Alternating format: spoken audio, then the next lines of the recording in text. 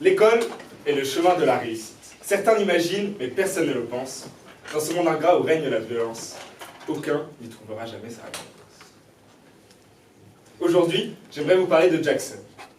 Jackson, 10 ans et kényan, risque sa vie tous les jours. Il n'est pas enfant soldat, il ne travaille pas dans les mines, il ne va juste à son école. Et c'est avec sa petite sœur qu'il rejoint son école et brave les dangers innombrables de la savane. Aujourd'hui, j'aimerais également vous parler de Samuel. Samuel, 10 ans, habite en Inde, à 8 km de son école. Et c'est un combat qui l'attend chaque matin. Samuel ne possède pas l'usage de ses jambes, et c'est à l'aide de son fauteuil et de ses 2 jeunes frères qu'il rejoint son école. Je pourrais également vous parler de Zahira. Zahira, jeune fille marocaine de 10 ans, qui doit marcher une journée entière sur les chemins escarpés de l'Atlas marocain pour rejoindre son internat. Je pourrais également vous parler de Wang Fuman, jeune enfant chinois de 10 ans. Surnommé Ice Boy, n'ayant pas froid aux yeux, il brave des températures extrêmes pour rejoindre son école et y passer un examen qui compte énormément pour lui.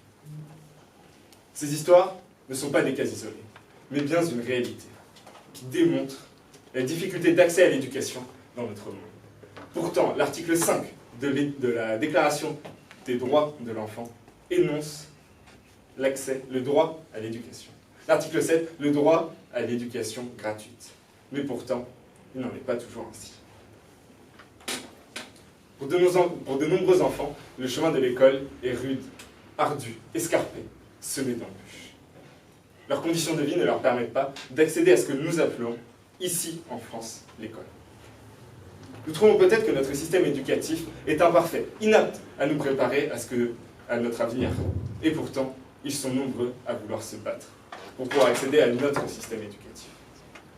C'est d'ailleurs Jackson, Samuel, Zahira, Wang Fuman et tant d'autres qui se battent chaque jour pour leur éducation.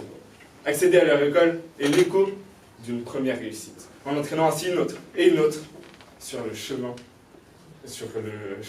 que nous appelons la réussite.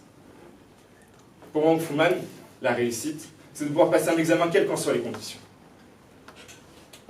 Et pour pouvoir finalement se prouver à lui-même de quoi il est capable. Pour Zahira, la réussite, c'est quand elle parvient à convaincre la mère d'une jeune fille de son âge de l'envoyer à l'école. Pour Jackson, la réussite, c'est de pouvoir réaliser son rêve, devenir pilote. Ses résultats scolaires sont excellents, rapprochant peu à peu sa tête des étoiles. Pour tous ces enfants, le chemin de l'école est incontestablement le chemin de la réussite. L'école est le temple de la connaissance, du savoir, de la curiosité.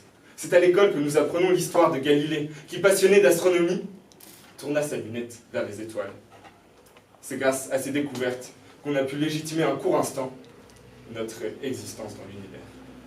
Ce sont ces mêmes découvertes qui nous permettent actuellement de rêver en contemplant le ciel étoilé.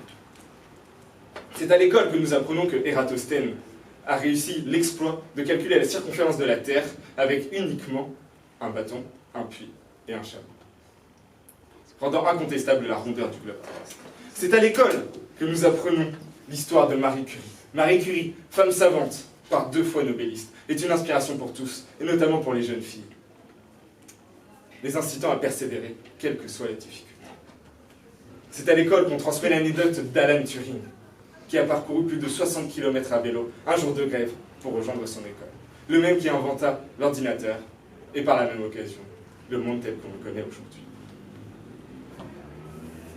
Pourtant, certains vous diront que la Terre est l'épicentre de l'univers, que les étoiles ne sont que des lampadaires, que nul n'a jamais foulé un sol lunaire, que zèle et éducation ne vont pas de pair, que les femmes ne sont rien sans leur mari, que l'école, c'est l'enrôlement de l'esprit. Ce sont des êtres comme eux qui empêchent les enfants d'aller à l'école, qui briment, qui oppriment les populations. Ce sont ces viles créatures qui volent, violent et tuent. Mais peut-être ai-je tort, peut-être ont-ils raison. L'école est possiblement une forme d'embrigadement de l'esprit, le détournant peu à peu de sa véritable nature. Mais apprendre à lire, écrire et compter n'a jamais tué personne. Laissez-moi vous conter une dernière histoire.